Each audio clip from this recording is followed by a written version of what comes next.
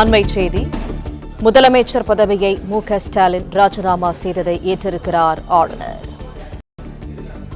மு.க. ஸ்டாலினின் ஏற்கப்பட்டிருக்கிறது. அண்மை செய்தியாக பார்த்து வருகிறோம். முதலமைச்சர் பதவியை மு.க. ஸ்டாலின் ராஜினாமா செய்ததை ஏற்றிருக்கிறார் ஆளுநர்.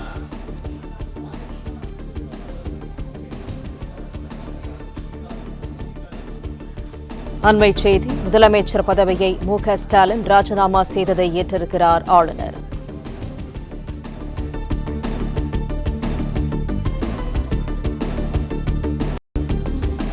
மு.க. ஸ்டாலினின் ராஜினாமாவானது ஏற்கப்பட்டிருக்கிறது. புதிய அரசு பொறுப்பேற்கும் வரையில் காபந்து முதலமைச்சராக மு.க. ஸ்டாலின் தொடர ஆளுநர் கூடுதல் இணைகிறார் செய்தியாளர் ராஜகுமரன். முழு விவரங்கள். தமிழ்நாட்டினுடைய முதலமைச்சராக இருந்த மு.க. ஸ்டாலின் தான் போட்டியிட்ட சட்டப்பேரவை தொகுதியில் வெற்றியை நழுவ விட்டிருக்கின்றார்.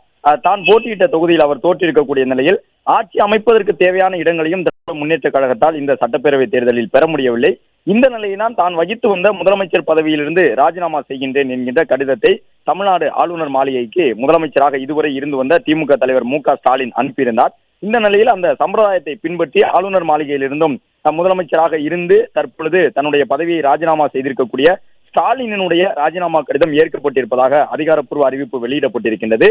ஸ்டாலினுடைய ராஜினாமா கடிதத்தை ஏற்றிருக்கக்கூடிய ஆளுநர் மாளிகை மற்றொரு அம்சமாக, அதாவது சம்பிரதாய நடைமுறைகளின்படி புதிய முதலமைச்சர் பொறுப்பேற்கும் வரை மு.க. ஸ்டாலினும் அவருடைய அந்த அதிகார அமைச்சரும் கூட அந்த காபந்து அரசை நடத்துவதற்கு உரிய உதவிகளை செய்ய வேண்டும் என்கின்ற ஒரு கோரிக்கையினை ஆளுநர் மாளிகை தரப்பிலிருந்து வைத்திருக்கின்றார்கள்.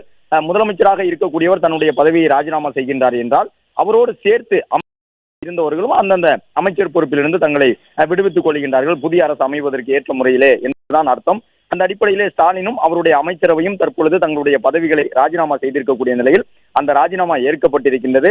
அதே நேரம் புதிய அரசு அமையும் வரை ஒரு காபந்து முதலமைச்சர் என்ற நிலையிலே அதிகாரமற்ற நிலையிலும் ஒரு சில வழிகாட்டுதல்களை வழங்கலாம். அந்த வழிகாட்டுதல்களை வழங்குவதற்குரிய முறையிலே தன்னுடைய பணியை மேற்கொள்ளலாம் அந்த காபந்து முதலமைச்சர் என்ற நிலையிலிருந்து என்கின்ற ஒரு கோரிக்கையினையும் ஆளுநர் மாளிகை தரப்பிலிருந்து முன்வைத்திருக்கின்றார்கள். புதிய முதலமைச்சர் பொறுப்பேற்றுக் கொண்ட பிறகு இந்த காபந்து முதலமைச்சர் என்பதற்கான அவசியம் ஏற்படாது. இப்பொழுது இந்த காபந்து முதலமைச்சர் என்பது கூட ஒரு சம்பிரதாயமான வார்த்தையாகத்தான் இருக்கும். எந்த விதமான அதிகாரமும் இருக்காது என்றாலும் ஒரு சம்பிரதாய வார்த்தை என்ற அடிப்படையிலே ஆளுநர் மாளிகையிலிருந்து முதலமைச்சர் ராஜினாமா செய்தவருக்கு அனுப்பப்படக்கூடிய கடிதத்தில் இடம்பெறக்கூடிய ஒரு வாசகமாகத்தான் அது இருக்கும்.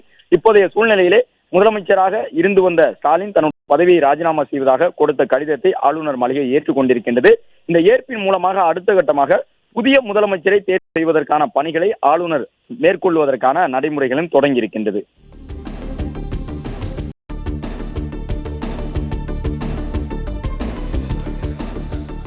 பிளே ஸ்டோர் மற்றும் ஆப் ஸ்டோரில் இருந்து பாலிமர் செயலியை QR கோடு மூலம் பதிவிறக்கம் செய்யுங்கள்.